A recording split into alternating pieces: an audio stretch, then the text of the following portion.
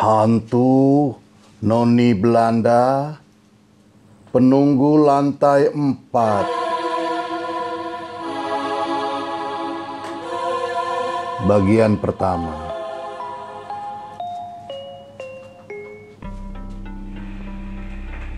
Senja baru menjelang keperaduan. Lembayung masih terlihat di langit jingga, menyapu pucuk-pucuk daun akasia yang tumbuh menjulang melebihi ketinggian gedung lantai 4, tempat Marlep berkantor setiap hari. Bangunan gedung berlantai 4 ini memang baru beberapa bulan ditempati. Oleh karenanya, suasana sepi terasa begitu mencekam bila para karyawan sudah pada turun ke lantai 1, kemudian pulang ke rumahnya masing-masing. Di samping kanan bangunan ini terdapat kuburan Belanda. Konon, menurut cerita yang beredar, sepanjang pembangunan gedung ini sejak beberapa tahun yang lalu hingga menjelang ditempati, banyak hal-hal aneh terjadi. Tapi Marlev tidak selalu pulang tepat waktu.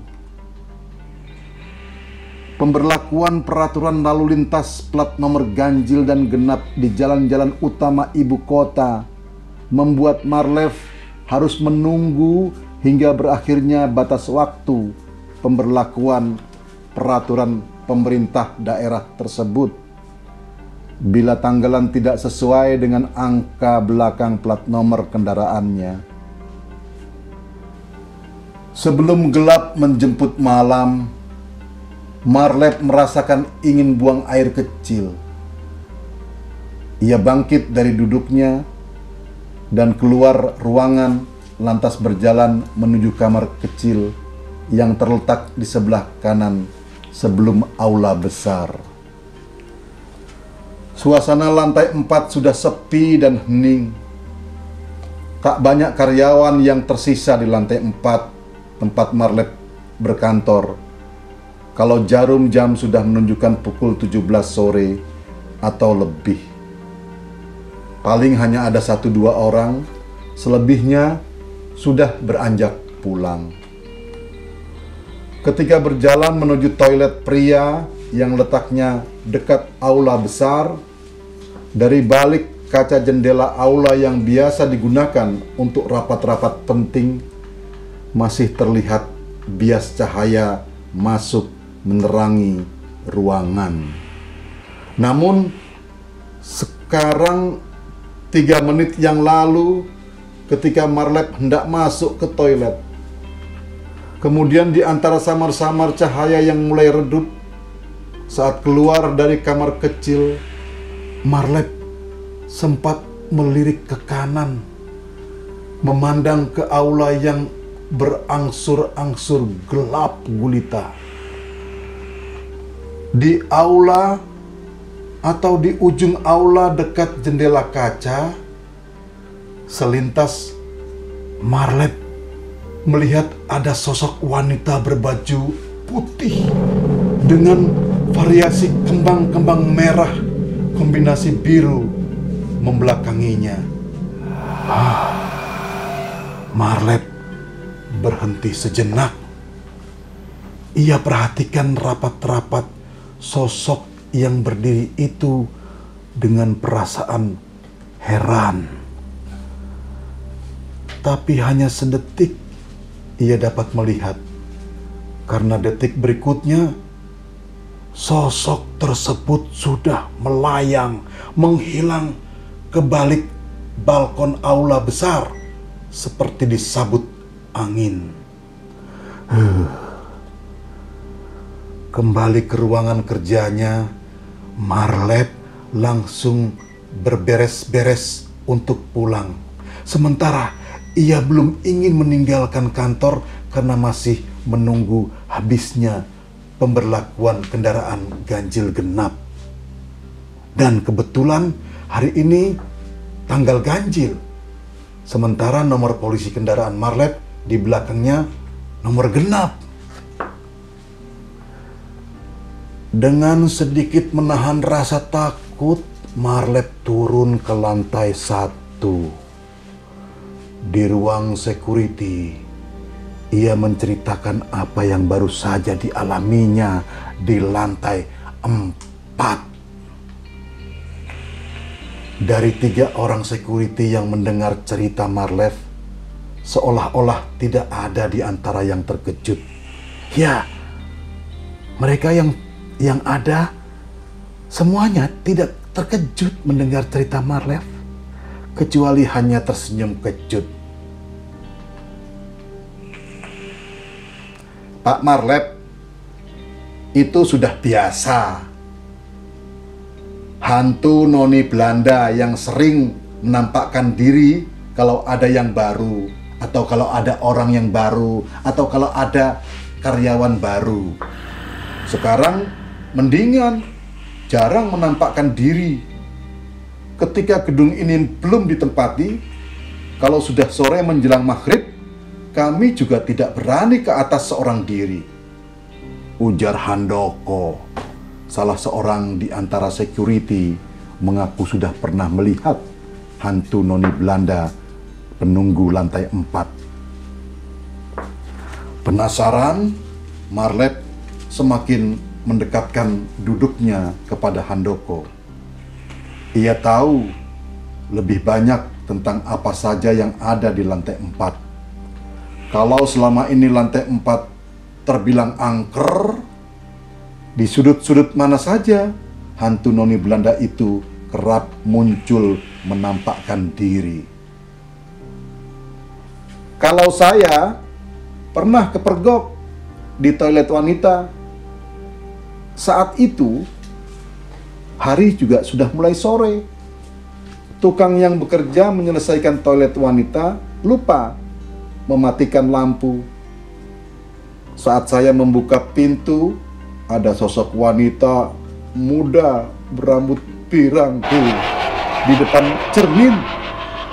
Saya langsung turun lewat tangga karena tidak mau menunggu lift sampai ke lantai 4. Takut lama. Salah Gustaf, security yang lain. Lain cerita Handoko, dan lain pula cerita Gustaf.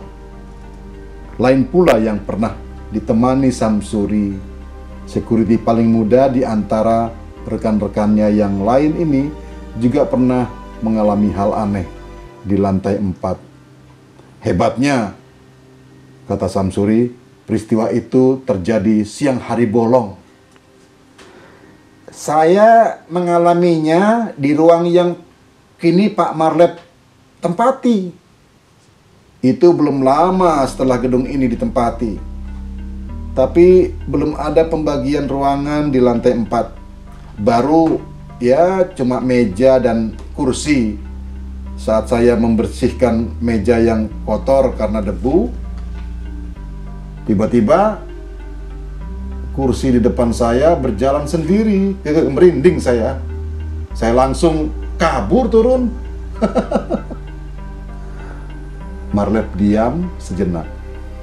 Pengakuan Samsuri sempat membuat bulu kuduknya merinding. Seram juga ya, katanya kemudian.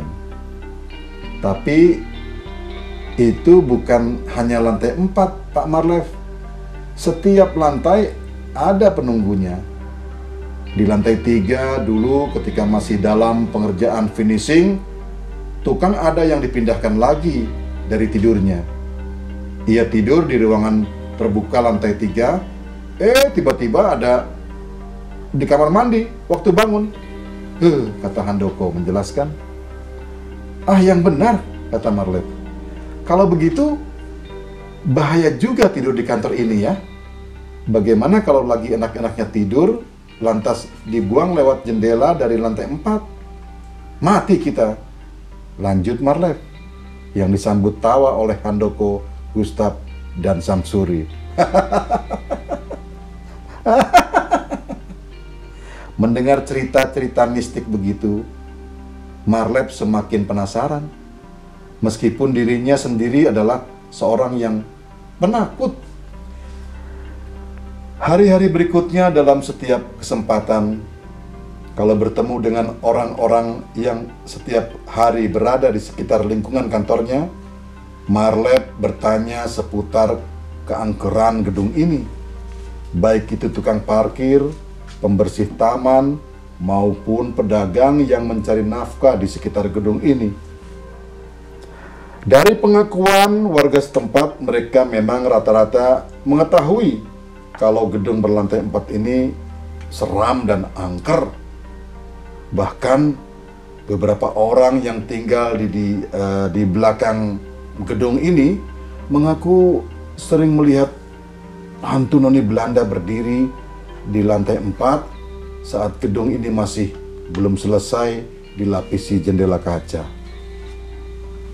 Karena sempat banyak cerita mistik tentang penghuni lantai 4, Marlep tertarik untuk menuangkannya ke dalam sebuah cerita horor.